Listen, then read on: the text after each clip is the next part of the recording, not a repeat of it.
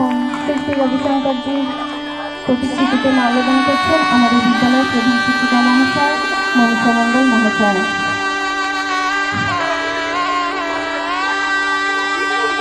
এবং এরপর আমাদের স্যারের প্রতিকৃতিতে মাল্যদান করার জন্য আহ্বান জানাবো আমাদের বিদ্যালয়ের স্যার।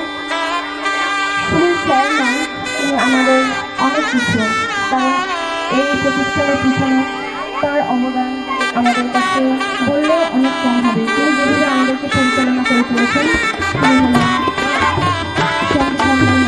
তাকে ডেকে নেব স্যারের প্রতিকৃতিতে মাল্যদান করার জন্য। যার আন্তরিক প্রচেষ্টায় আজকে বিদ্যা মন্দির এত বড় হয়েছে এবং আজকে অনুষ্ঠান করতে পারছি, তিনি স্বর্গীয় গৌতম মণ্ডল। যার ইচ্ছে ছিল একটি গ্রামীণ প্রত্যন্ত এলাকার বাচ্চাদের সার্বিক উন্নতি সাধন। হয়তো তিনি আজকে আমাদের মধ্যে থাকলে সব থেকে বেশি আনন্দিত হতেন, তবুও আমরা বিশ্বাস করি তিনি আমাদের মধ্যে আছেন এবং তিনি আমাদের পথপ্রদর্শক।